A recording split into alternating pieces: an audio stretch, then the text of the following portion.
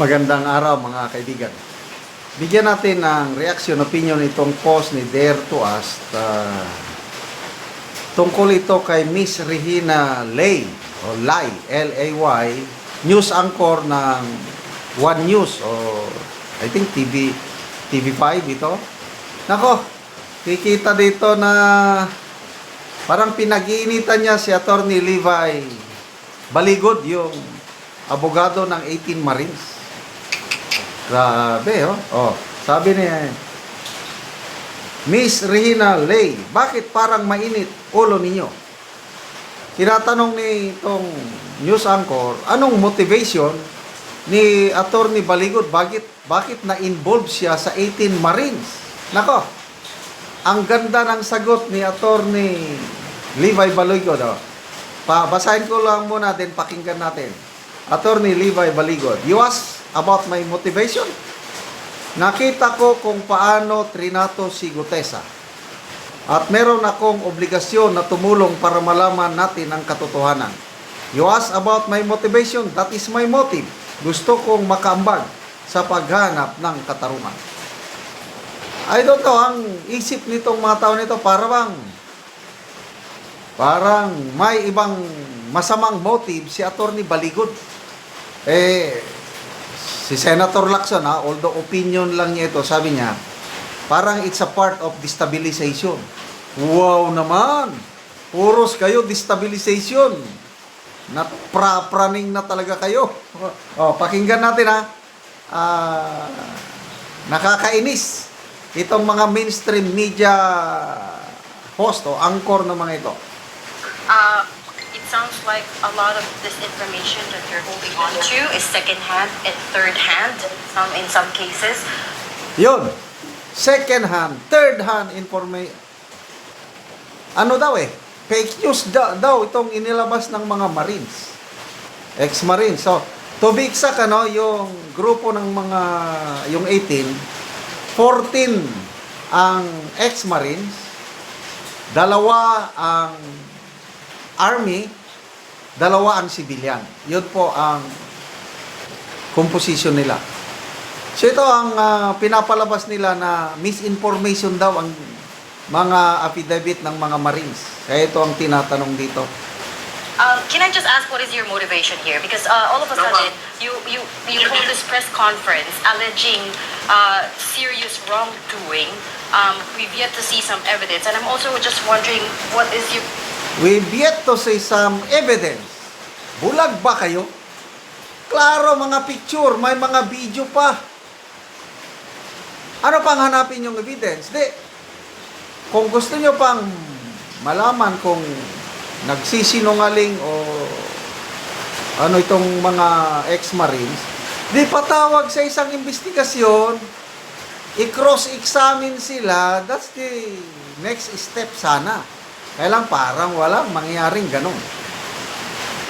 Makikita mo kung gaano kabayas itong... What was your original motivation here? You said you only met the 18 gentlemen in October of last year and started building this case. So paano po kayo nasama dito? You know, ma'am, you cannot label the information they have as second-hand or third-hand. No, your information is second-hand. Kasi we were asking you about... witnesses po sila.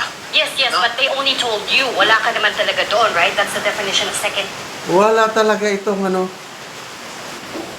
iba talaga ang line of thinking nitong Miss Regina Lay.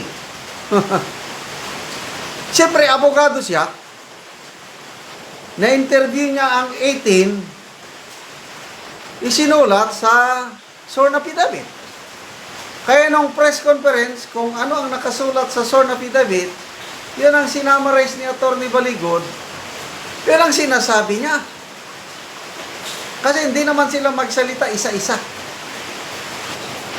Kaya kung ano ang sabihin ni Attorney Baligod, galing sa mga sworn affidavit, yun ang tinatawag nitong Miss Regina Lay na second-hand, third-hand information. Hindi niya alam ang, I don't know, talagang iba ang direksyon ng kanyang utak. Answer. You But weren't there. I did not execute the affidavit. They were the ones who execute the affidavit. Correct. Yes, they executed, then they told you about all of these things. So your information is secondhand, not their information. So that's what Wala talaga ito. Nagsalita ang mga Marines through their affidavits. Pinanumpaan. Sworn. Tapos, nung press conference, siyempre, isummarize ng abogado. Kailang yung sinasabi ng abogado doon sa affidavit, to me, that's first hand. Iba talaga kung yung gusto mong palabasin. was asking you, what is your involvement here? I think you misunderstood the rules on evidence, ma'am. But nevertheless, I What do do not I not want to understand about the you. rules of evidence? Yes. Rules of evidence. Oh. Termino na ng mga abogado. O ano, abogado ka ba, Miss Rehina Lee? Hindi. Eh, huwag kang magsabi ng second hand, third hand dahil ako, common sense lang yun eh. Sinasabi lang ni Atty. Baligod kung ano ang nakalagay sa sworn statement. Sinamarize lang niya. What do I not understand about the rules of evidence? For describing their statement or my statement as second hand. It's not secondhand. You weren't there, right? As you said, you yourself said you weren't there when all of these things were going on, when they were withdrawing the money, Do you giving know the money to about, somebody do else. you They know were the all meaning told to you. do you know the meaning of independently relevant statement? Okay, Yun. so that's what I'm also trying to get at. What is your involvement here? Bakit kayo nasama dito? You're not a prosecutor. You're not.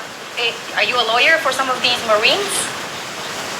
Alam niyo, ma'am, bilang isang Pilipino, meron akong obligasyon Yan. na mahanap natin ang katotohanan at katarungan dito sa pagnanakaw ng Sir, pera sir. sa kabad ng bayan. Oo, you don't have to tell me Okay, that. you asked We about also my try to get to the motivation. bottom of things. Oo, kami din. You asked about my motivation, no? Hmm.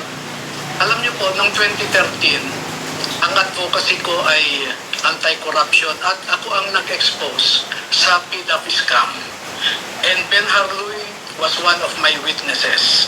Kinasuhan ko ang 14 na senador, 198 na congressmen at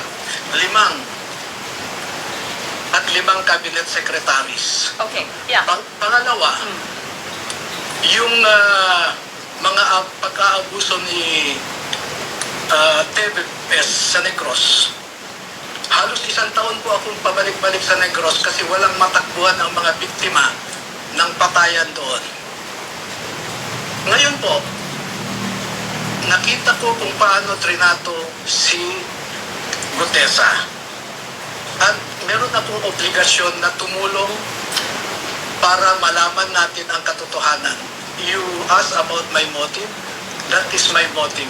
I don't understand. Gusto kong makaambag sa paghahanap ng katarungan. I don't understand. Yeah, general, ano na lang, kasi, Oh. Sige na lang, Miss Rehina Lee. Lay.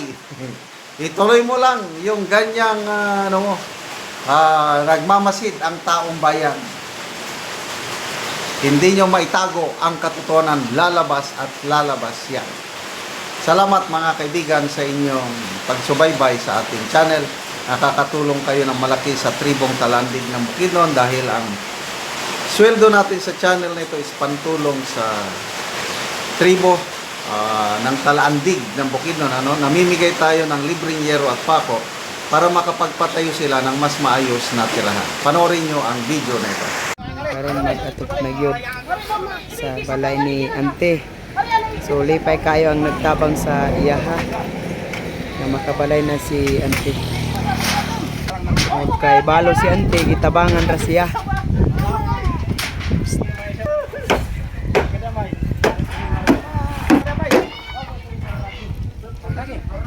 Kabalay na gyud si Ante.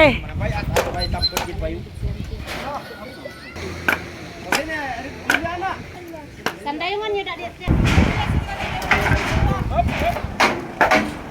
Gali mo mani.